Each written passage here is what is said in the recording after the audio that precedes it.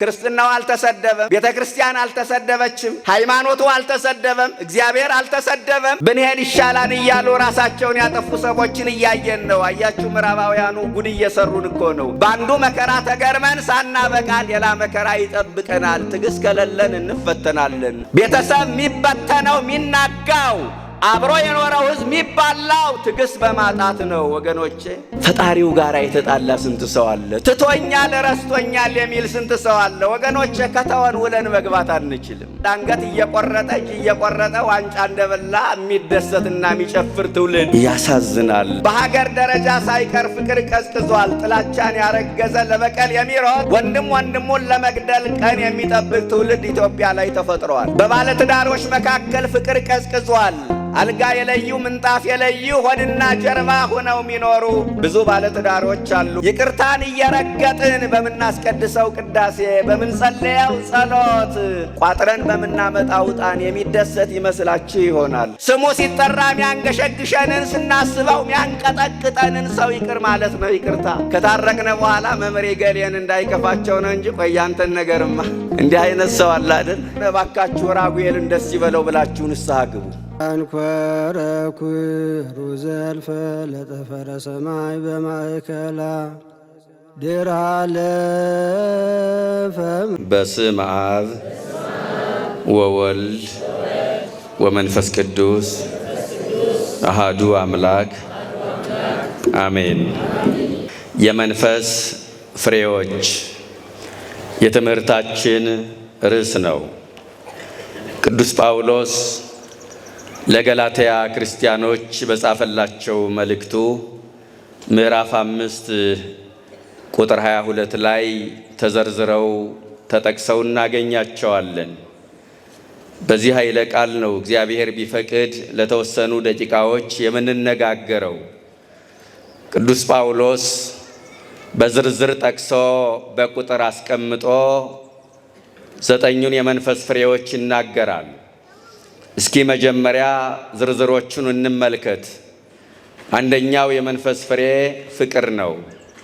ሁለተኛው የመንፈስ ፍሬ ደስታ ነው። ሶስተኛው ሰላም ነው። አራተኛው ትዕግስት ነው። አምስተኛው ቸርነት ነው። ስድስተኛው በጎነት ነው። ሰባተኛው እምነት ነው። ስምንተኛው የዋህነት ነው። ዘጠነኛው ራስን መግዛት ነው። እነዚህን ነው ለ9 ቀን የሚያቆዩ ርዕሰ ጉዳዮች ናቸው በኮርስ መልክ መሰጠት ቢችሉ።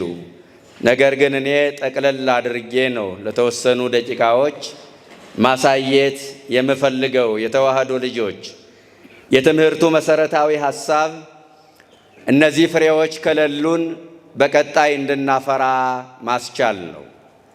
በተጨማሪም መንፈስ ቅዱስ በእኛ ላይ የሚሰራው እነዚህ ፍሬዎች በሕይወታችን ሲገለጡ እንደሆነ ማስገንዘብ ነው። የመንፈስ ፍሬዎች የእውነተኛ ክርስቲያኖች መታወቂያ ናቸው። እነዚህ ፍሬዎች የእውነተኛ አማኞች ማረጋገጫ ናቸው። እነዚህ ፍሬዎች መንፈስ ቅዱስ ያደረበት ሰው ምልክት ናቸው። እነዚህ ፍሬዎች ስነ ምግባር ያለው ሰው መገለጫ ናቸው። እነዚህ ፍሬዎች የመንፈሳውያን ሰዎች መታወቂያ ናቸው። ሁሉም ዛፍ ቅጠሉ አረንጓዴ ነው የተዋህዶ ልጆች። ነገር ግን የብርቱካንም ሆነ የማንጎ ዛፍ መሆኑን ማረጋገጥ የምንችለው በፍሬው ነው። አንድ ክርስቲያን ክርስትናው የሚለካው በእነዚህ ፍሬዎች ነው። አንድ ፖሊስ የደንብ ልብስ ሳይለብስ መለዮ ሳይኖረው ፖሊስ መሆኑን ማረጋገጥ የምንችለው በመታወቂያው ነው። አለበለዛ ፖሊስ ነኝ ና ትፈለጋለህ ቢለን ዝም ብለን አንሄድም። ክርስቲያንም ክርስትናው የሚለካው በእነዚህ አሁን በተዘረዘሩ ፍሬዎች ነው። የተዋህዶ ልጆች የመንፈስ ፍሬና የመንፈስ ቅዱስ ጸጋ ሁለቱ በራሱ ይለያያሉ። የመንፈስ ቅዱስ ጸጋ መስበክ ሊሆን ይችላል። መዘመር ሊሆን ይችላል። ማህሌታዊ መሆን፣ ቀዳሽ መሆን ሊሆን ይችላል። መተርጎም፣ ማመስጠር ሊሆን ይችላል። ከዛም ሲያልፍ የታመመ መፈወስ፣ የሞተ ማስነሳት፣ አጋንንትን ማባረር ሊሆን ይችላል። ባጭሩ የመንፈስ ቅዱስ ጸጋ አንዱ ጋር ያለ ሌላው ጋር የሌለ ማለት ነው። የመንፈስ ቅዱስ ፍሬ ግን እያንዳንዱ ክርስቲያን የማፍራት ግዴታ አለበት። መድኃኔ ዓለም ለፍርድ ሲመጣ ጸጋህ ምንድነው አይልም። ችሎታህ ምንድነው፣ ዕውቀትህ ምንድነው አይልም። ምን አፈራህ ነው የሚለው። የመንፈስ ፍሬ አንደኛው የመንፈስ ፍሬ ቅዱስ ጳውሎስ በአንደኛ ደረጃ ያስቀመጠው የመንፈስ ፍሬ ፍቅር ነው። የተዋህዶ ልጆች ለምን በአንደኛ ደረጃ አስቀመጠው? ፍቅር ካጣን የማናጣው ነገር የለም። ፍቅር ካለን የማይኖረን ነገር የለም። 8ቱ የመንፈስ ፍሬዎች ፍቅር በተባለው ፍሬ ውስጥ ስለሚካተቱ ፍቅርን በአንደኛ ደረጃ ቅዱስ ጳውሎስ አስቀመጠ። ፍቅር ላለው ሰው ትእዛዛት ቀላል ናቸው። እግዚአብሔር አምላክ ትእዛዛትን በፍቅር ውስጥ እንዲፈጸሙ አድርጓቸዋል። ፍቅር ያለው ሰው ሁለተኛው የመንፈስ ፍሬ ምንድን ነው? ደስታ ነው። ፍቅር ያለው ሰው ደስተኛ ነው። ፍቅር ያለው ሰው ሰላም አለው። ፍቅር ያለው ሰው ታጋሽ ነው። ፍቅር ያለው ሰው ቸር ነው። ፍቅር ያለው ሰው በጎ ነው። ፍቅር ያለው ሰው አማኝ ነው። ፍቅር ያለው ሰው የዋህ ነው። ፍቅር ያለው ሰው ራሱን ይገዛል። 8ቱ የመንፈስ ፍሬዎች ፍቅር በተባለ ፍሬ ውስጥ ስለሚታቀፉ ቅዱስ ጳውሎስ ፍቅርን በአንደኛ ደረጃ አስቀመጠው። ያለ ምክንያት እንዳይመስላችሁ። የተዋህዶ ልጆች ብሉይ ኪዳን ጋር ስትሄዱ ለማነጻጸር ልሞክር። 10ቱ ትእዛዛት አሉ። 9ኙ ትእዛዛት በፍቅር ውስጥ ይፈጸማሉ። አያችሁ፣ ፍቅር ላለው ሰው ትእዛዛት ቀላል ናቸው ያልኳችሁ ለዚህ ነው። ፍቅር ላለው ሰው አትስረቅ አይባልም። እንኳን ሊሰርቅ የራሱን ለወንድሙ ያካፍላል። ፍቅር ላለው ሰው አትግደል አይባልም። እንኳን ሊገድል ለሌላው መስዋዕት ይሆናል። ፍቅር ላለው ሰው በሐሰት አትመስክር አይባልም። እንኳን በሐሰት ሊመሰክር የወንድሙን ነውር የኔ ነው ብሎ ይሸከመዋል። ፍቅር ላለው ሰው አትመኝ አይባልም። እንኳን ሊመኝ የወንድሙ ዕድል የኔ ዕድል ነው እያለ በደስታ ሲፈነድቅ ያድራል። ፍቅር ላለው ሰው ከኔ በቀር ሌላ አምላክ አታምልክ አይባልም። እግዚአብሔርን የሚወድ ሰው በእግዚአብሔር ላይ የዝሙት አምልኮ የለበትም። ፍቅር ላለው ሰው የእግዚአብሔርን ስም በከንቱ አታንሳ አይባልም። እግዚአብሔርን የሚወድ ሰው ስሙን ለምስጋና ይጠቀምበታል እንጂ ለከንቱ ነገር አያውለውምና ነው። ፍቅር ላለው ሰው የሰንበትን ቀን ትቀድሰው ዘንድ አስብ አይባልም። እግዚአብሔርን የሚወድ ቀንና ማታ ፊቱን ይፈልጋልና። ነገሬ ገብቷችሁ ከሆነ 9ኙ ትእዛዛት በፍቅር ውስጥ ይፈጸማሉ ነው። ወደ ገላትያ መልእክትም ስንመጣ 8ቱ ፍሬዎች በፍቅር ውስጥ ይካተታሉ። ስለዚህ ቅዱስ ጳውሎስ የመጀመሪያው የመንፈስ ፍሬ ምንድን ነው አለ? ፍቅር ነው አለ። በአንደኛ ደረጃ ፍቅርን አስቀመጠ። ፍቅር አላችሁ የላችሁም? እያሰርነው ነው መሄድ ያለብን። ፍቅራችን ሙሉ ነው ጎደሎ ነው? ምእመናን ፍቅራችን ሙቋል ወይስ ቀዝቅዟል? የብዙዎቻችን ፍቅር አልቀዘቀዘም ብላችሁ ነው? የቱ ጋ ነው አሁን ያልቀዘቀዘ ፍቅር የምታገኙት? በማቴዎስ ወንጌል ምዕራፍ 24 ቁጥር 12 ላይ ከአመፃ ብዛት የተነሳ የብዙዎች ፍቅር ትቀዘቅዛለች ይላል። የዓለምን ፍጻሜ ከሚያሳዩ ምልክቶች አንዱ የፍቅር መቀዝቀዝ ነው። በአባቶቻችን ዘመን የጋለው ፍቅር አሁን ቀዝቅዟል። አባቶቻችን የገነቡት የፍቅር ግንብ አሁን ፈርሷል። አባቶቻችን የካቡት የፍቅር ካብ አሁን ተንዷል። አባቶቻችን የሰሩት የፍቅር ድልድይ አሁን ተሰብረዋል። ፍቅር ያልቀዘቀዘው የቱ ጋር ነው ወገኖቼ? በሀገር ደረጃ ሳይቀር ፍቅር ቀዝቅዟል። ጥላቻን ያረገዘ ለበቀል የሚሮጥ ወንድም ወንድሙን ለመግደል ቀን የሚጠብቅ ትውልድ ኢትዮጵያ ላይ ተፈጥሯል። ፍቅር ቀዝቅዟል። በባለትዳሮች መካከል ፍቅር ቀዝቅዟል።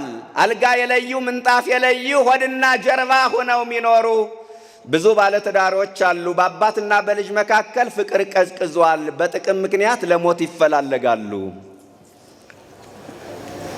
በወንድማማቾች መካከል ፍቅር ቀዝቅዟል። መተሳሰብ ጠፍቷል። ጎረቤታሞች ጋር ፍቅር የለም። ቡና የማይጣጡ ሰላምታ የተከላከሉ ብዙ ወገኖቻችን አሉ። ፍቅር ያልቀዘቀዘው የቱ ጋ እንደሆነ ትነግሩኝ ይሆን? የቱ ጋ ነው ያለው? ክርስቲያኖች አሁን የጎደለን ፍቅር ነው። እንደ እንጀራ የራበን ፍቅር ነው። ዳገት የሆነብን ፍቅር ነው። እንደ ውሃ የጠማን የተዋህዶ ልጆች ፍቅር ነው። እግዚአብሔር ወደ ሰው የመጣው በፍቅር ነው። ሰውም ወደ እግዚአብሔር የሚቀርበው በፍቅር ነው። የክርስትና ሃይማኖት መሰረቱ ፍቅር ነው። መገለጫው ሰላም ነው። የክርስትና ሃይማኖት መሰረቱ ክርስቶስ ነው። መገለጫው ፍቅር ነው። ግቡ ሰላም ነው። ያለ ፍቅር የሚደረግ ሃይማኖታዊ ሩጫ ውሎ የጠፋበት ልቃቂት ነው። ክርስቲያኖች ክርስትናችን ፍቅር አልባ ከሆነ ተሞኝተናል። ያለ ፍቅር የኖርንበት ቀን እሱ የበረከት ቀን አይደለም። እግዚአብሔር ያዘነበት ዲያብሎስ የተሳለቀበት ወርና ዓመት ነው። አንዳንድ ጊዜ ፍቅርን እየገፋን ይቅርታን እየረገጥን በምናስቀድሰው ቅዳሴ በምንጸልየው ጸሎት ቋጥረን በምናመጣው ዕጣን የሚደሰት ይመስላችሁ ይሆናል። አይምሰላችሁ። ወደ መቅደሱ ቋጥረን ከምናመጣው ዕጣን ይልቅ በመንደር የምናሳየው ፍቅር እግዚአብሔርን ይማርከዋል፣ ያስደስተዋል። ዕጣኑ አይምጣ እያልኳቸው አደለ። ፍቅራችን ዕጣን መሽተት ካልቻለ ምን ዋጋ አለው? ጉልበታችን እስኪዝል ከጸለይነው ጸሎት ይልቅ ብርክክ ብለን ያወረድነው ይቅርታ እግዚአብሔርን ያስደስተዋል። ታቅፈን ከምናመጣው መባ ይልቅ ተቃቅፈን የምናቀርበው ሰላምታ የተወደደ መባ ሆኖ ዋጋ ያሰጠናል። እንኳን ሰውን መላእክትን የሚማርክ ዝማሬ ያለን፣ ግን ፍቅር የለንም። ልብን የሚመስጥ መንፈስን የሚነጥቅ ዝማሬ እንሰማለን፣ ግን ፍቅር የለንም። ከማር ከወተት የጣፈጠ ወንጌል እንሰማለን፣ ግን ፍቅር የለንም። የተዋህዶ ልጆች ከአምልኮታችን ጀርባ የሚያሳፍር ነውር አለ። እሱም ፍቅር ማጣት ነው። ሰውነታችን በጾም አጠውልገናታል፣ ነፍሳችን ግን በፍቅር እጦት ተርባለች። ለይምሰል ሰላምታ እንለዋወጣለን፣ ውስጣችን ግን የመርዝ ብልቃት ሆኗል። ይህ ዘመን እንደዛ አይደል የሚያሳየን? ለይምሰል ሰው ሰላም ሰላም የሚበባልበት ዘመን ግን ፍቅር የለውም በውስጡ። ዳዊት ነገረን በመዝሙር 11 ቁጥር 1 ላይ የ8ኛው ሺህ መዝሙር ይባላል። አድነኒ እግዚኦ እስመ ኀልቀ ኄር፣ አቤቱ ደግ ሰው አልቋልና አድነኝ። ወውህድ ሃይማኖት እምኄጓለ እመሕያው፣ ከሰው ልጆች መተማመን ጎሏልና። ከንቶ የተናገሩ አሐዱ ምስለ ካልእ፣ አንዱ ከአንዱ ጋር ከንቱ ነገርን ይናገራሉና። በከናፍረ ጉሉት ልበ ወበልብ፣ ያም የልቡን ቋጥሮ ያም የልቡን አስቀምጦ ሰላም ነው ሰላም ነው እየተባባለ የሚኖርበት የሽንገላ ዘመን። ከዚህ የሽንገላ ዘመን እግዚአብሔር ይሰውረን። የተዋህዶ ልጆች፣ የሰው ልጅ ክቡር ፍጥረት ነው። በፍቅር ከእንስሳት አንሶ ተገኝቷል። ሰሜን ላይ ያለው የአንበሳ መንጋ ደቡብ ካለው የአንበሳ መንጋ ጋር ቢቀላቀል ተላምዶ ይኖራል። የሰው ልጅ መላመድ አቃተው። ሰሜን ላይ ያለው በሬ ተሽጦ ደቡብ ካለው በሬ ጋር ቢቀላቀል ከሰሜን ነው የመጣው ብሎ አይተናኮለውም፣ በፍቅር ይኖራል። የሰው ልጅ ግን አንተ ከምስራቅ ነው አንተ ከምዕራብ ነው የመጣው እየተባባለ ወድና ጀርባ ሆነ። እንስሳት የይሱነ፣ ከኛ ይልቅ እንስሳት ይሻሉናል አለ ነቢዩ ዕዝራ።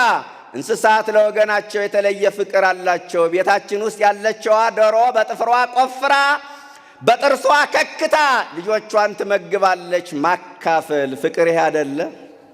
ይህ እኮ ነው ፍቅር። ምን ይህ ብቻ የዶሮዋ ገጸ ባህሪ? ዶሮ ጭላት የሚባል አሞራ ታውቃላችሁ? ነጣቂ አሞራ ሲመጣ ልጆቿን በክንፎቿ ትደብቃቸዋለች። ምን ማለት ይሆን? ጠላት ሲመጣ እኔ ልሙት ልጆቼ ግን ይትረፉልኝ ይዳኑልኝ ነው። ራስን አሳልፎ መስጠት ይሄ አይደለ ፍቅር? ከእንስሳት አንሶ መገኘት። ምን ይሄ ብቻ የዶሮዋ ገጸ ባህሪ? ዶሮ የገጠር ልጆች ታውቃላችሁ፣ ወደ ማደሪያዋ ለመግባት ከተለመደው ሰዓት ዝንፍ አትልም። 11 ሰዓት ላይ ወደ ቆጥ የምትወጣ ከሆነ ያ ሰዓት አያመልጣትም። የሰው ልጅ ግን ቀኑ አልበቃው ብሎ ሌሊቱን ሲዞር ያድራል።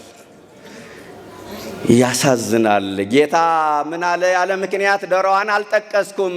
ማቴዎስ 23 ቁጥር 37 ኢየሩሳሌም ኢየሩሳሌም እንተ ትቀትሎሙ ለነቢያት ወተወግሮሙ ለሐዋርያት ለተፈነው ሀቢሃ ሚመጠነ ፈቀድኩ አስተጋቦሙ ለውሉድኪ ከመ እንተ ታስተጋብ ዶርሆ ጎሊሃ ታሕተ ክነፊሃ ወአበይክሙ። ኢየሩሳሌም ኢየሩሳሌም ሆይ ነቢያትን የምትገድል ሐዋርያትን የምታሳድድ ዶሮ ጫጭቶቿን በክንፎቿ እንደምትሰበስብ እኔም እናንተን ለመሰብሰብ ፈልጌ መጣሁ፣ ግን እስራኤል እምቢ አልሽ፣ ተበትለሽ ቀረሽ አለ መድኃኔዓለም። መድኃኔዓለም ለእስራኤል ያሳየው ፍቅር ዶሮ ለጫጭቶቿ በምታሳየው ፍቅር ነው። ዶሮ ለጫጭቶቿ ያሳየችው ፍቅር ራስን አሳልፎ መስጠት ነው። የድንግል ልጅ ለእኛ ያሳየው ፍቅር ራሱን አሳልፎ በመስጠት ነው። ፍቅር አላችሁ? አንደኛው የመንፈስ ፍሬ ፍቅር ነው። እስካሁን ከሌለኝ ዛሬ ይኑረኝ ብላችሁ ለራሳችሁ ቃል ግቡ። ትምህርት ኳስ በሰማይ ላይ አይደለም። ይህ ትምህርት 9 የመንፈስ ፍሬዎች ለማህበራዊ ኑሯችንም ዋስትና ናቸው። ይህ መንፈስን ብቻ የሚጠቅሙ ለመንፈሳዊ ሕይወት ብቻ አይደለም። ይሄ ትምህርት የማይነካው ክፍል የለም። ስለዚህ አለኝ ወይስ የለኝም ፍቅር? ለራሳችሁ ቆም ብለን እናስብ። ሁለተኛው የመንፈስ ፍሬ ደስታ ነው። ደስታ አላችሁ? ደስታ አላችሁ ወይስ የላችሁም? የተዋህዶ ልጆች እኛ ደስታ ብለን የምናስበው መጽሐፍ ቅዱስ ደስታ ብሎ ከሚጠራው የተለየ ነው። እኛ ደስታ የምንለውና በመጽሐፍ ቅዱስ ደስታ ተብሎ የተጠቀሰው በጣም ልዩነት አለው። መጽሐፍ ቅዱስ ላይ ያለው ደስታ ምንድነው ካላችሁ መዝሙር 94 ቁጥር 1 ላይ ኑ ንትፈሳ በእግዚአብሔር፣ ኑ በእግዚአብሔር ምን ይበለን? ደስ ይበለን አለ። አያችሁ፣ እኛ ደስታ ብለን ከምንጠብቀው የተለየ ነው። ዳዊት ደስታውን በማን ላይ ያደረገ? በእግዚአብሔር ላይ ያደረገ። መርጦም ይበላ፣ መርጦም ይጠጣ፣ መርጦም ይለብስ ንጉሥ ነው። ግን የደስታው መነሻና ምንጭ እግዚአብሔር ነው አለ ዳዊት። ሌላው ነገር ተጽዕኖ ሳይፈጥርበት። ይህ ብቻ አይደለም የዳዊት ደስታ። በመዝሙር 121 ቁጥር 1 ላይ ወደ እግዚአብሔር ቤት እንሂድ ባሉኝ ጊዜ ደስ አለኝ። የዳዊት ደስታ ወደ እግዚአብሔር ቤት መምጣት ነበረ። ቤተ መንግሥት ቁጭ ብሎ ከሚያገኘው ደስታ ይልቅ ወደ እግዚአብሔር ቤት ሲመጣ የሚያገኘው ደስታ ለሱ የተለየ ስሜት ይፈጥርለት ነበረ። በኃጥአን ድንኳኖች ከመቀመጥ ይልቅ በእግዚአብሔር ደጅ አንድ ቀን መጣልን መረጥኩ አለ ዳዊት። እኛ የቱ ጋር ስንሄድ ነው ደስ የሚለን? ራሳችን ቆም ብለን እናስብ። የቱ ጋር ስንሄድ ነው? ወደ እግዚአብሔር ቤት ስንሄድ ወይስ ሌላ ቦታ? አያችሁ፣ አሁን ምን እያልኳችሁ እንደሆነ ገብቷችኋል? በመጽሐፍ ቅዱስ ደስታ የሚባለውና እኛ ደስታ ብለን የምናስበው ምንድን ነው እያልኳችሁ ነው። የዳዊት ደስታ እግዚአብሔር ነበረ። የዳዊት ደስታ ወደ አምላክ ቤት መምጣት ነበረ።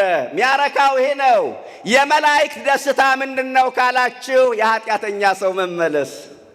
ንስሐ በሚገባ በአንድ ኃጢአተኛ የሰማይ መላእክት ሳይቀር ይደሰታሉ። የሉቃስ ወንጌል ምዕራፍ 15 ቁጥር 7 የኃጢአተኛ መመለስ ነው ለካስ የመላእክቱ ደስታ። መላእክት እኛን የሚመስል ስሜት አላቸው። እኛን ማይመስል ስሜት አላቸው። እኛን የሚመስለው ስሜታቸው እኛ እንደምናዝን ያዝናሉ፣ እኛ እንደምንደሰት ይደሰታሉ፣ እኛ እንደምንቆጣ ይቆጣሉ። እኛን ማይመስለው ስሜታቸው ምንድነው? እኛ እንደሚርበን አይራቡም፣ እኛ እንደሚጠማን አይጠሙም። በእኛ ላይ የሰለጠነ የሥጋ ፍላጎት በመላእክቱ ዘንድ የለም። እና የመላእክት ደስታ ኃጢአተኛ ሲመለስ ነው። የኃጢአተኛ መመለስ ያስደስታቸዋል። ወንበዴው ከውንብድናው ሲመለስ፣ ኃጢአተኛው ከኃጢአቱ ሲመለስ፣ ሌባው ከሌብነቱ ሲመለስ መላእክት ይደሰታሉ ወገኖቼ። እና የእኛ መመለስ የሚያስደስታቸው ከሆነ ባካችሁ ራጉኤልን ደስ ይበለው ብላችሁ ንስሐ ግቡ። ሚካኤልን ደስ ይበለው፣ ገብርኤልን ደስ ይበለው ብለን ባካችሁ ንስሐ እንግባ። ለምን? የእኛ መመለስ ያስደስታቸዋል። የመላእክት ደስታ ምንድነው ካላችሁ የኃጢአተኛ መመለስ። የድንግል ማርያም ደስታስ ምንድነው? የሉቃስ ወንጌል ምዕራፍ 1 ቁጥር 28 ላይ መልአኩ ቅዱስ ገብርኤል ጸጋን የተሞላሽ ሆይ ምን ይበልሽ አላት? ደስ ይበልሽ አላት። የድንግል ደስታ በተልእኮ መላእክት መኖር ነው። የድንግል ደስታ በትንቢተ ነቢያት ጸንቶ መኖር ነው። የድንግል ማርያም ደስታ የፍጥረት መዳን ነው። ዛሬ ትውልዱን የሚያስደስተው ምንድን ነው? ጥሩ መብላት፣ ጥሩ መጠጣት፣ ጥሩ መልበስ፣ በአማረ አልጋ ላይ መተኛት፣ በአማረ ምንጣፍ ላይ መመላለስ፣ ዘመነኛ መኪና ማሽከርከር፣ በዚህ መደሰት ችግር የለም፣ ኃጢአትም አይደለም። ከዚህ በላይ ትውልዱን የሚያስደስተው ግፍ ሆኗል። ግፍ የሚያስደስተው ትውልድ አለ።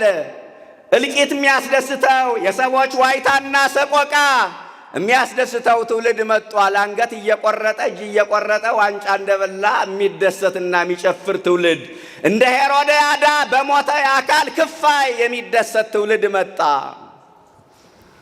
አያችሁ፣ የድንግል ማርያም ደስታ የፍጥረት መዳን ነበረ። ደስታችሁ ምንድን ነው? ምንድን ነው ደስታችሁ? ስጋዊ ነው? መንፈሳዊ ነው? ጊዜያዊ ነው? ዘላለማዊ ነው? ምድራዊ ነው? ሰማያዊ ነው? ዛሬ ደስታችንን ቀይር። እስካሁን የመጣሁበት የደስታ አይነት የስጋ ደስታ ነው። ከዛሬ ጀምሮ ሐሳቤን ቀይር ያለው ደስታ የመንፈሳዊ መሆን አለበት። ሳስቀድስ ደስ ይበለኝ፣ ንስሐ ስገባ ደስ ይበለኝ፣ ወንጌል ስማር ደስ ይበለኝ፣ በሥርዓተ አምልኮ ስሳተፍ ደስ ይበለኝ ብላችሁ ለራሳችሁ ቃል ግቡ። ሦስተኛው የመንፈስ ፍሬ ሰላም ነው። ሦስተኛው የመንፈስ ፍሬ ሰላም ነው። ሰላም አላችሁ? አሁን ሰላም ስላችሁን ይሄ ውጫዊውን አይደለም፣ ሁከቱን፣ ግርግሩን፣ ጦርነቱን አይደለም። እሱኛ ተናግረንም ለውጥ አናመጣም። መድኃኔዓለም በጊዜው ይፈተዋል። እኔ አሁን የውስጥ ሰላም አላችሁ ወይ ነው ጥያቄ። የውስጥ ሰላም አላችሁ ወይ? እንዴ ቅድም እንዳልኳችሁ የተደላደለ ሕይወት እየመሩ ብዙ ብር እየቆጠሩ ውስጤ ሰላም የለውም የሚሉ ሰዎች ገጥሟቸው አያውቁም? ያን ጊዜ መባነን ነው እንጂ መንቃት ነው። ንስሐ ገብቶ የሰላሙን ጌታ መፈለግ ነው እንጂ ለክፎች ሰላም የላቸውም። ብዙዎቻችን የሰላማችን መደፍረስ ምንጩ ምንድን ነው ካላችሁ ክፉ ማድረጋችን ነው። ትንቢተ ኢሳይያስ ምዕራፍ 57 ቁጥር 21 ላይ ለክፉዎች ሰላም የላቸውም። ሰላም አለን ወይስ የለንም? ሰው ከአራት ነገሮች ጋር ሲስማማ ሰላም ያገኛል። ከስንት ነገሮች? ከአራት ነገሮች ጋር ሲስማማ ሰላም ያገኛል። ከአራት ነገሮች ጋር ሲጣላ ሰላም ያጣል። አንደኛ ሰው ከራሱ ጋር መስማማት መቻል አለበት ሰላም ለማግኘት። አሁን ብዙ ሰው ከራሱ ጋር አይስማማም። ማታ አብሯችሁ ሲጫወት፣ ሲበላ፣ ሲጠጣ አምሽቶ ወደ ምኝታ ክፍሉ ይገባና ጠዋት አኩርፎ የምታገኙት ሰው የለም። እንዲህ አይነት ሰው አለ። አሁን ከማንም ጋር አልተገናኘም፣ ከማንም ጋር አላወራም እኮ። ምን ሆነህ ነው ያኮረፍከው? እባክህ አታውራ ይደብሮኛል ይላቸዋል። ከራሱ ጋር የተጣላ ነው። ሁለተኛ ሰው ሰላም የሚያገኘው ከፈጣሪው ጋር መስማማት ሲችል ነው። አሁን ከፈጣሪው ጋር የተጣላ ስንት ሰው አለ መሰላችሁ? ፈጣሪ እንዲህ አድርጎኝ እንዲበድሎ እያለ የሚያማርር። እነ የገሌ አገኙ እኔ አጣሁ፣ እነ የገሌ አተረፉ እኔ ከሰርኩ፣ እነ የገሌ ሀብታም ሆኑ እኔ ድሃ ሆኑ፣ እነ የገሌ አገቡ እኔ ቁሜ ቀረሁ። ፈጣሪው ጋር የተጣላ ስንት ሰው አለ? ትቶኛል ረስቶኛል የሚል ስንት ሰው አለ? ወገኖቼ ከተወን ውለን መግባት አንችልም። አድረን መነሳት አንችልም። ትቶኛል አትበሉ፣ ረስቶኛል አትበሉ። ትቶኛል ረስቶኛል ማለት የክደት ዋዜማ ነው። ሰው ለጥያቄው መልስ ሲያጣ፣ መከራው ሲበዛበት፣ ቀኑ ሲረዝምበት እግዚአብሔር ትቶኛል ረስቶኛል ይላል። ቀቢጸ ተስፋው እያደገ ሲመጣ እግዚአብሔር አይወደኝም ማለት ይጀምራል። ከፍ እያለ ሲመጣ ደግሞ እግዚአብሔርማ የለም ቢኖርማ ማለት ይጀምራል። በአንድ ወቅት እስራኤላውያን እንዲህ አይነት ቀቢጸ ተስፋ ገጥሟቸው ነበረ። በዚህ በትንቢተ ኢሳይያስ ምዕራፍ 58 ቁጥር 5 ላይ ስለምን ጾምን አንተም አላወከንም አሉ ተስፋ ቆርጠው። ስለምን ራሳችን አዋረድን አንተም አልተመለከትከንም። ጾመው ጸልየው ለጥያቄያቸው መልስ በማጣታቸው እግዚአብሔር አልሰማንም አላየንም እስከ ማለት ደርሰዋል። እግዚአብሔር አላየንም ይባላል? ዘፈጠራሁ ለዓይን ኢይሬይኑ ዓይንን የፈጠረ እግዚአብሔር አያይምን ይላል ቅዱስ ዳዊት። የእግዚአብሔር ዓይኖችማ ያያሉ፣ ብሩሃን ናቸው አይጨልሙም። የእግዚአብሔር ዓይኖችማ ጻድቃን ናቸው አያደሉም። የእግዚአብሔር ዓይኖችማ ኃያላን ናቸው አይደክሙም። የእግዚአብሔር ዓይኖችማ ምሉዓን ናቸው አይወሰኑም። ወገኖች አላየንም እንዴት ይባላል?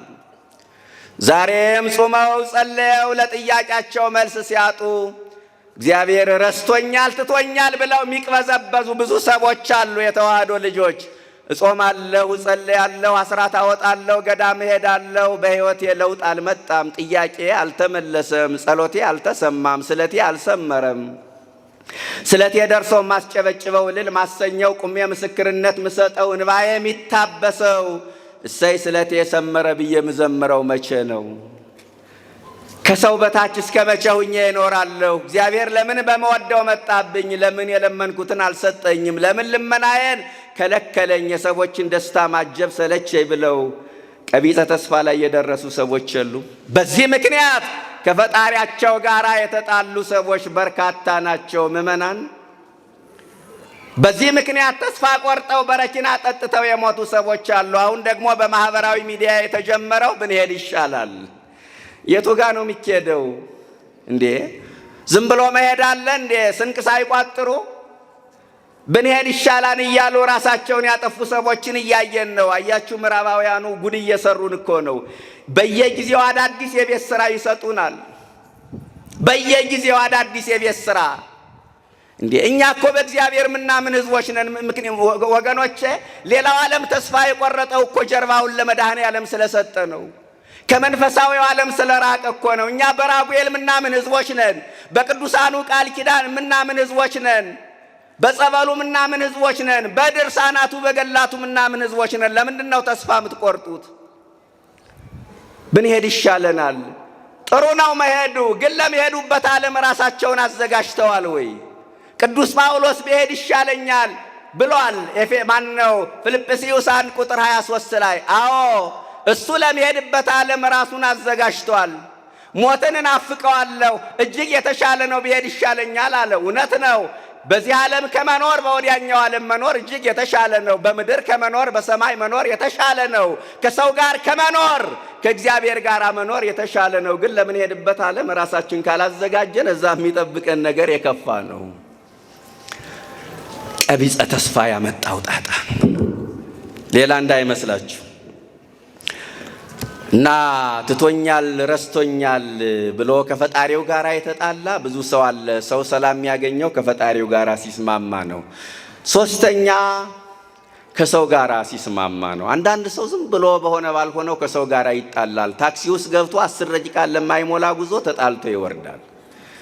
ይህ እንግዲህ ከሰው ጋር የሚጣላ ነው። አራተኛው ከተፈጥሮ ጋር የሚጣላ ሰው አለ። አሁን ተፈጥሮ አይሰማ፣ አይናገር፣ አያወራ። የዛሬው ቀንስ ሲደብር ሚል ሰው ገጥሟቸው አያውቅም?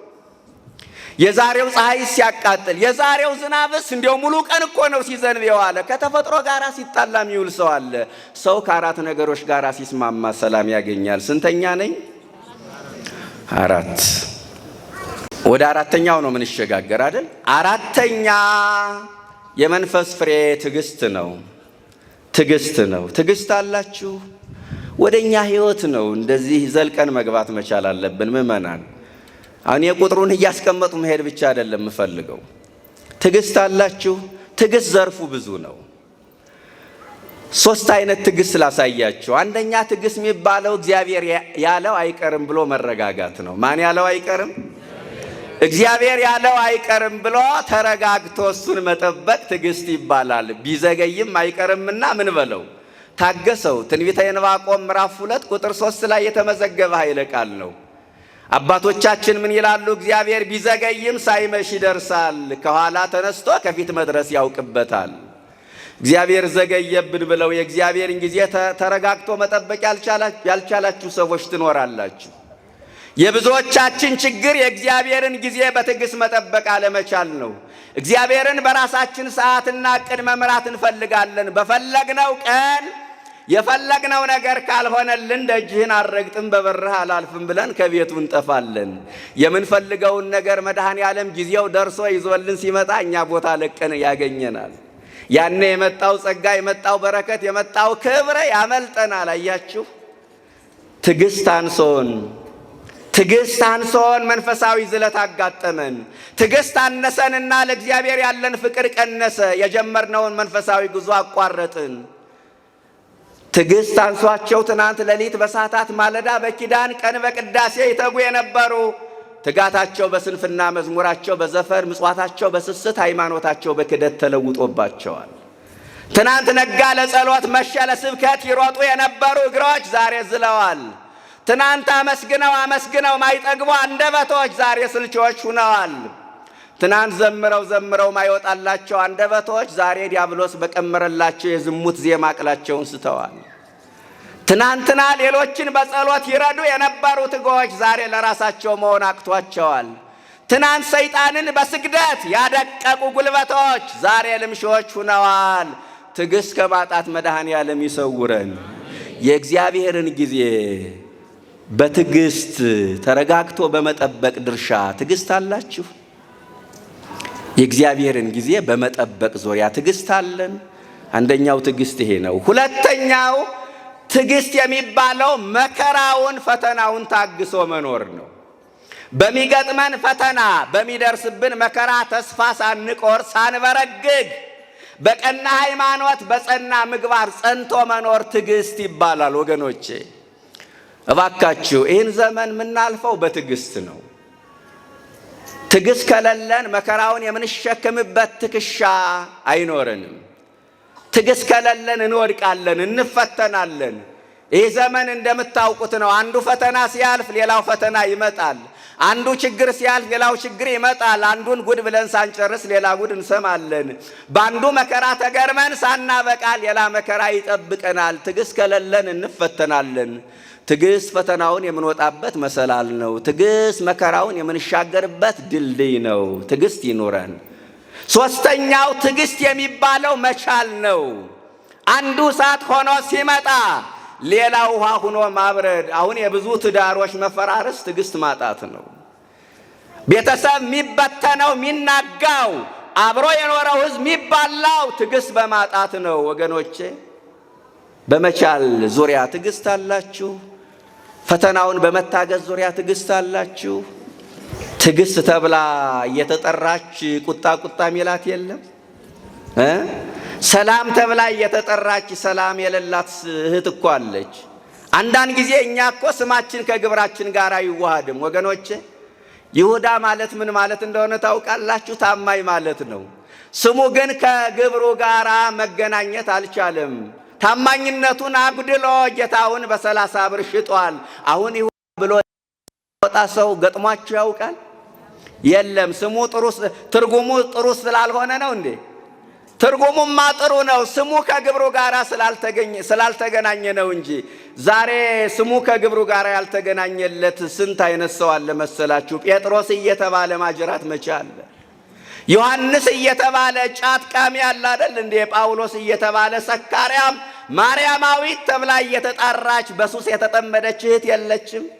አንዳንድ ጊዜ እኛ ስማችን ከግብር ጋር አይገናኝም። ትዕግሥት ተብላ እየተጠራች ቁጣ ቁጣ ሚላት ስንት እህት አለች። እና አምስተኛው የመንፈስ ፍሬ ትዕግሥት ነው።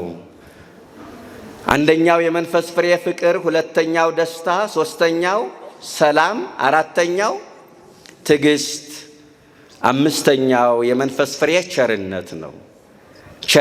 ቸርነት አላችሁ? በግዙ ምጽዋት ተብሎ ተጠቅሷል። ቸርነት ማለት ለሰዎች ማዘን፣ ለሰዎች መራራት፣ የተቸገረ መርዳት፣ የተራቆተ ማልበስ፣ የተራበ መመገብ፣ የተራቆተ ማልበስ ነው። ወገኖቼ ጦም የሚያድሩ ወገኖች አሉ። ቸርነት አድርጉላቸው። ጎዳና ላይ የወጡ አሉ። አደባባይ የወጡ ሜዳ ላይ የፈሰሱ መንገድ ላይ የተቀመጡ ብዙ ረሃብተኞች አሉ።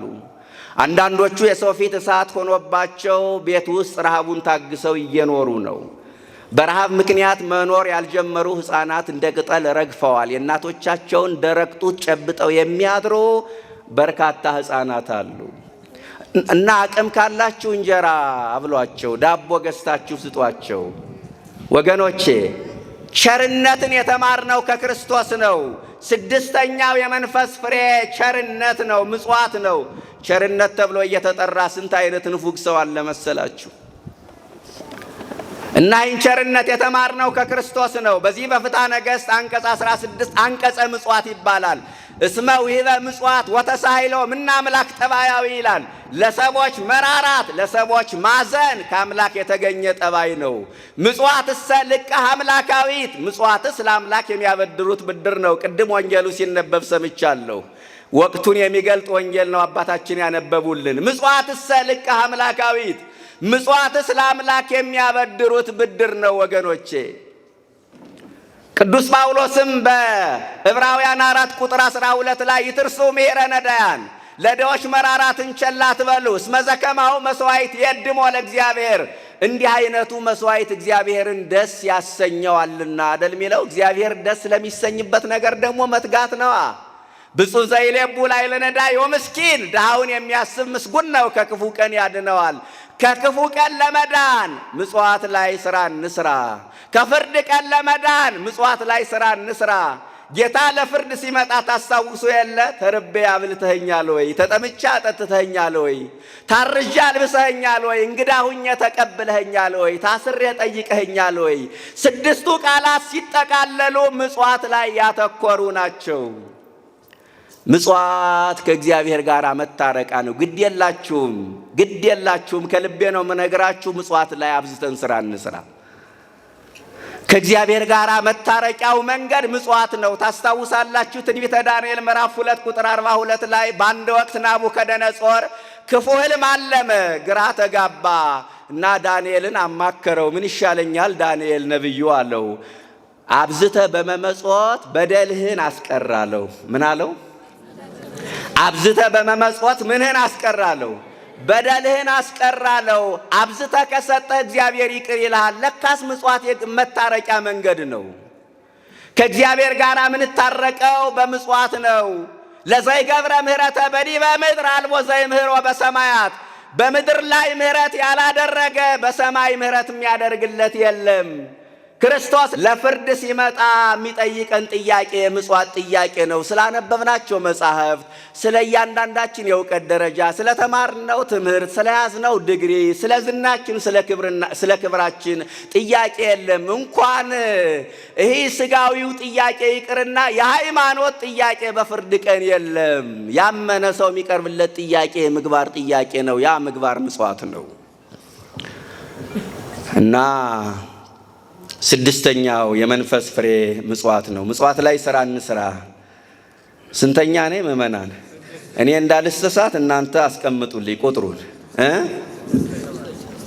አሁን ወደ የት ነው የምሸጋገረው? ወደ ስድስተኛው የመንፈስ ፍሬ በጎነት ነው። ምጽዋት በእጅ የሚደረግ ነው። በጎነት የህሊና ነው። አያችሁ ቅዱስ ጳውሎስ ምን ይላል? በጎ ህሊና ይኖራችሁ። ምጽዋት በእጅ የሚደረግ በጎነት የህሊና። በጎነት ማለት ምን ማለት ነው? ነገሮችን አክሞ መስማት። በጎነት ማለት ምን ማለት ነው? ነገሮችን በቀናህ መንገድ ማየት። በጎነት ማለት ምን ማለት ነው? እንዴት ወደቀ ሳይሆን እንዴት ላንሳው። በጎነት ማለት ምን ማለት ነው? እንዴት ተቸገረ ሳይሆን እንዴት ልርዳው። እኛ ነገሮችን ገልብጠን ነው የምናየው። በበጎ አመለካከት ማየት ያስፈልጋል። በጎነት አንዱ የመንፈስ ፍሬ ነው። ሰባተኛው የመንፈስ ፍሬ የተዋህዶ ልጆች፣ ሰባተኛው የመንፈስ ፍሬ ምንድነው ካላችሁ እምነት ነው። እምነትና ሃይማኖት የሚለያዩበትም የሚገናኙበትም መንገድ አለ። ሃይማኖት እግዚአብሔር አለ ብሎ ማመን ነው። ሃይማኖት እግዚአብሔር አንድ ሲሆን ሶስት ነው፣ ሶስት ሲሆን አንድ ነው ብሎ ማመን ነው። ሃይማኖት ከሶስቱ አካል አንዱ አካል እግዚአብሔር ወልድ ወረደ፣ በሥጋ ማርያም ተገለጠ፣ በመስቀል ተሰቀለ፣ ሞተ፣ ተነሳ፣ ሞተ፣ ተቀበረ፣ ተነሳ፣ በክብር ወደ ሰማይ አረገ፣ ዓለምን ለማሳለፍ ይመጣል ነው ሃይማኖት። እምነት ምንድን ነው? እግዚአብሔር በእኔ ሕይወት ላይ ሥራ ይሠራል ብሎ ማመን ነው። ከአብርሃም ጓዳ የተገኘ አምላክ ከእኔም ጓዳ ይገኛል ብሎ ማመን ነው እምነት። አብርሃምን የረዳ አምላክ እኔንም ይረዳኛል ብሎ ማመን ነው። የተዘጋውን የሳራን ማኅፀን የከፈተ አምላክ የእኔን የተዘጋውን ነገር ይከፍትልኛል ብሎ ማመን ነው። የተቆረጠውን ተስፋ ይቀጥልልኛል፣ የደረቀውን ያለመልምልኛል ብሎ ማመን ነው እምነት። ስንተኛ ነኝ? ሰባተኛ። ስምንተኛው የመንፈስ ፍሬ የተዋህዶ ልጆች የዋህነት ነው። የዋህነት ነው። የዋህነት ምንድነው? አውቆ መተው። የዋህነት ምንድነው? ችሎ ማለፍ። የዋህነት ምንድነው? እኔ ባላየው መድኃኔዓለም ያይልኛል ነው። የዋህነት ምንድነው? እኔ ባልናገረው እሱ ይናገርልኝ ነው። የዋህነት ምንድነው? እኔ ባልፈርድበትም ፍርዱ የእግዚአብሔር ነው ነው። የዋህነት ምንድነው? እኔ ባልበቀለውም በቀል የእግዚአብሔር ነው ብሎ ማመን ነው። የዋህነት ምንድነው? ተበድሎ እንዳልተበደሉ መሆን ነው። የዋህነት ምንድነው? ሀዳጌ በቀል መሆን ነው። ይቅር ባይ መሆን ነው። እኛ ቂመኛ ታራቂዎች አይደለን? ቂመኛ ታራቂዎች ከታረቅነ በኋላ መምሬ ገሌን እንዳይከፋቸው ነው እንጂ ቆይ አንተን ነገርማ እንዲህ አይነት ሰው አለ አይደል? ቄስ ገሌን ቅር እንዳይላቸው ብዬ ነው እንጂ ቆይ አንተንም አሳይሃለሁ። እንዲህ አይነት ሰው አለ። እኛ ቂመኛ ታራቂዎች ነን። አንዳንዱ ለመታረቅ ፈቃደኛ አይደለም። ካህናቱ መስቀል ጨብጠው መጽወር መስቀል ይዘው ሽማግሌ ተሰብስቦ ሰማይና ምድርን በፈጠረ በእግዚአብሔር ታረቅ ሲባል መስቀል ገፍቶ ሽማግሌ ረግጦ የሚወጣ ስንት ሰው አለ። ብሞትም አልታረቅም የሚል ሰው ገጥሟቸው አያውቅም። ከሞትማ ማን ይፈልገዋል? ብሞትም ይቅር አልለው የሚል ሰው አለ። መድኃኔዓለም ሙቶ ይቅር አለን። አባት ሆይ የሚያደርጉትን አያውቁምና ምን በላቸው? ይቅር በላቸው። የሾህ አክሊል ደፍቶ ጎኑን በጦር ተወግቶ በዘንግ እየተቀጠቀጠ በጥፊ እየተመታ ችንካሩ ስጋውን አልፎ አጥንቱን እየሰረሰረው የደም ላብ አልቦት ቁስሉ እየተሰማው ይቅር በላቸው አለ። እኛ ቁስል እየተሰማን ይቅር እንላለን? ቆይ ቁስል የልርሰው አይደል? ምን አያችሁ? ቆይ ቁስል የልርሰው። ጠላቶቹ ካጠገቡ ሳይርቁ ይቅር በላቸው። እኛ መታረቅ እንኳን ምንፈልግ አሁን ፊቱን አላይም ከፊት ያርቁልኝ ነው ምንል። አንዳንዶቻችን ይቅርታ የተሸናፊነት ምልክት ይመስለናል። አሸናፊው ጌታ ግን በፍቅር ተሸንፎ ሁላችንንም ይቅር አለን። ይቅርታ ማለት መንገድ ላይ ገፍቶን ያለፈ ሰው ይቅርታ ሲለን ችግር የለውም ብሎ ማለፍ አይደለም። ከዚህ የዘለለ ነው። አምረረን የጠላነውን አንጀታችን ያቆሰለውን ፊቱን ላለማየት የወሰንበትን ስሙ ሲጠራ ሚያንገሸግሸንን ስናስበው ሚያንቀጠቅጠንን ሰው ይቅር ማለት ነው ይቅርታ። ጠላታችን ቢከፋ ከአይሁድ አይከፋም። እንደ አይሁድ ቸንክሮ አልሰቀለን፣ የሾህ አክሊል አልደፋብንም።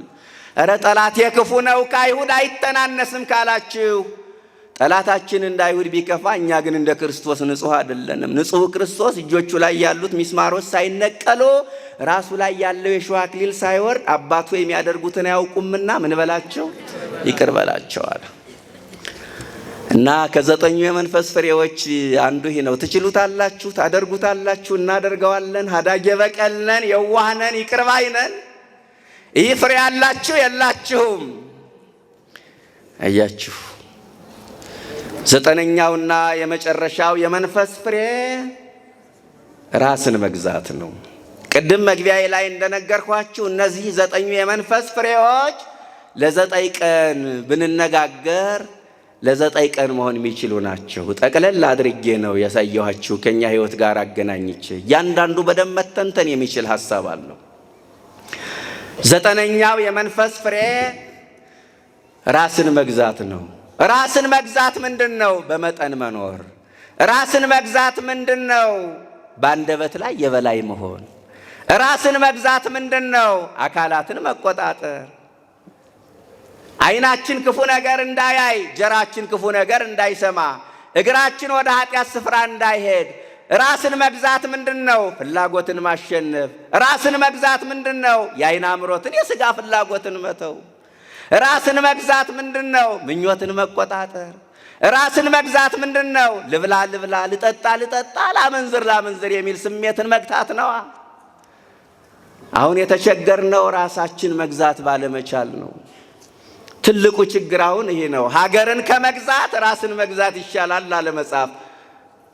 ሀገር እየገዛ ራሱን መግዛት የማይችል ይኖራል። ራስን መግዛት የተቸገርነው እዚህ ጋር ነው። ሰው ከእንስሳት ከሚለይበት ነገር አንዱ ራሱን መግዛት በመቻሉ ነው። ራሱን የማይገዛ ሰው አታድርግ የተባለውን ለማድረግ ይሮጣል። አድርግ የተባለውን ለማድረግ ፈቃደኛ አይደለም። ራስን መግዛት ስላልቻለ አይደል አሁን ትውልዱ ሕይወት የሚቀጠፈው፣ የንጹሐን እንደሚፈሰው፣ በረኪና ጠጥቶ በገመድ ታንቆ ኤሌክትሪክ ጨብጦ የሚሞተው ትውልዱ ራሱን መግዛት ስላቃተው አይደለም። አያችሁ፣ ራስን መግዛት ይሄ ያለ ፍሬ እናንተ ጋር አለ። ትምህርቱ እያንዳንዳችን ነክቶን ይሆን?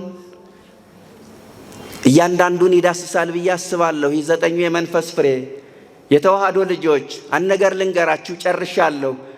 9ኙ የመንፈስ ፍሬዎችን ማፍራት መንግስቱን ለመውረስ ብቻ አይደለም የሚያበቁት፣ ለምድራዊ ኑሮ ዋስትና ናቸው። 9ኙ የመንፈስ ፍሬዎች መንግስቱን ለመውረስ ብቻ አይደለም የሚያበቁን፣ ለምድራዊ ኑሮ ዋስትና ናቸው። 9ኙን የመንፈስ ፍሬዎች የሕይወቱ መመሪያ ያደረገ ሰው ከመንግስት ጋርም ከእግዚአብሔር ጋርም ተስማምቶ መኖር ይችላል። 9ኙ የመንፈስ ፍሬዎች የሚጠቅሙን መንፈሳችን ብቻ አይደለንም፣ ስጋችንም ይጠቅሙናል። 9ኙን የመንፈስ ፍሬዎች የሕይወቱ መመሪያ ያደረገ ሰው ራሱን፣ ሀገሩን፣ ቤተ ክርስቲያኑን፣ ፈጣሪውን፣ ሃይማኖቱን አስከብሮ ይኖራል። በማቴዎስ 5 ቁጥር 16 ላይ በሰማይ ያለው አባታችሁን ያከብሩ ዘንድ ስራችሁ በሰው ፊት ይብራ የሚለው መጽሐፍ አያችሁ። 9ኙን የመንፈስ ፍሬዎች ስናፈራ ማንን እናስከብራለን? እግዚአብሔርን እናስከብራለን፣ ሃይማኖታችንን እናስከብራለን። 9ኙን የመንፈስ ፍሬዎችን ማፍራት ካልቻልን ደግሞ ክርስትናችንን እናሰድባለን። ወበእንቲአክሙ ይጸርፉ አሕዛብ ላዕለ ስመ እግዚአብሔር፣ በእናንተ ምክንያት አሕዛብ የእግዚአብሔርን ስም ይሰድባሉ። ሮሜ 2 ቁጥር 24 እነዚህን ፍሬዎች ማፍራት ስላቃተን ክርስትናው አልተሰደበም፣ ቤተ ክርስቲያን አልተሰደበችም፣ ሃይማኖቱ አልተሰደበም፣ እግዚአብሔር አልተሰደበም። የጋዜጣ ወሬ ማጣፈጫ የሆነው እነዚህን ፍሬዎች ማፍራት ስላቃተን ነው። እሱን ብሎ ክርስቲያን፣ እሱን ብሎ ኦርቶዶክስ፣ እሷን ብሎ ቆራቢ፣ እሱን ብሎ ጸሎተኛ፣ እሱን ብሎ አስቀዳሽ፣ እሷን ብሎ ቤተ ክርስቲያን ተሳላሚ ተብለን የተነቀፍነው እነዚህን ፍሬዎች ማፍራት ስላቃተን ነው። ሌላ እንዳይመስላችሁ ወገኖቼ። አያችሁ፣ እነዚህን ፍሬዎች ማፍራት ስላቃተን ነው። መንፈስ ቅዱስ ያደረበት ሰው ምልክቱ፣ የትምህርቱ መሰረታዊ ሐሳብ ቅድም ነግሬያቸው የለ መንፈስ ቅዱስ በእኛ ሥራ የሚሰራው እነዚህ የመንፈስ ፍሬዎች በሕይወታችን መገለጥ ሲጀምሩ ነው አይደል? የትምህርት የመሰረታዊ ሐሳብ መንፈስ ቅዱስ ያደረበት ሰው ምልክቱ ፍቅር አለው። መንፈስ ቅዱስ ያደረበት ሰው ምልክቱ ደስተኛ ነው። መንፈስ ቅዱስ ያደረበት ሰው ምልክቱ ሰላማዊ ነው። መንፈስ ቅዱስ ያደረበት ሰው ምልክቱ ታጋሽ ነው። መንፈስ ቅዱስ ያደረበት ሰው ምልክቱ ቸር ነው። መንፈስ ቅዱስ ያደረበት ሰው ምልክቱ በጎ ነው። መንፈስ ቅዱስ ያደረበት ሰው ምልክቱ አማኝ ነው። መንፈስ ቅዱስ ያደረበት ሰው ምልክቱ የዋህ ነው። መንፈስ ቅዱስ ያደረበት ሰው ምልክቱ ራሱን የሚገዛ ነው። ወገኖቼ እነዚህን የመንፈስ ፍሬዎች አፍርተን ማኅደረ መንፈስ ቅዱስ ለመባል ያብቃን። እነዚህን የመንፈስ ፍሬዎች አፍርተን መንፈስ ቅዱስ በሕይወታችን ሥራ እንዲሠራ መፍቀድ አለብን። አያችሁ፣ እነዚህን ፍሬዎች ካፈራን መንፈስ ቅዱስ በእኛ ሕይወት ሥራ ይሠራል። እነዚህ ፍሬዎች በሕይወታችን ካልተገለጡ መንፈስ ቅዱስ የለም ልላቸው አልችልም። መንፈስ ቅዱስ በእኛ ሕይወት አለ፣ ሥራ ይሠራል ተብሎ ግን ይከብዳል። ሥራ ለመሥራቱ ግን ዋስትና የለንም፣ እርግጠኞች አይደለንም። አልተገለጡማ እነዚህ ፍሬዎች። እነዚህ ፍሬዎች እስካሁን ከሌሉን በቀጣይ አፍርተን የስሙ ቀዳሽ የመንግሥቱ ወራሽ ለመሆን ያብቃን። ንስሐ ገብተን ሥጋውን በልተን ክቡር ደሙን ጠጥተን የአባቶቻችን ከተማ የቅዱሳንን ርስት እንድንወርስ ቸርነቱ ይርዳን።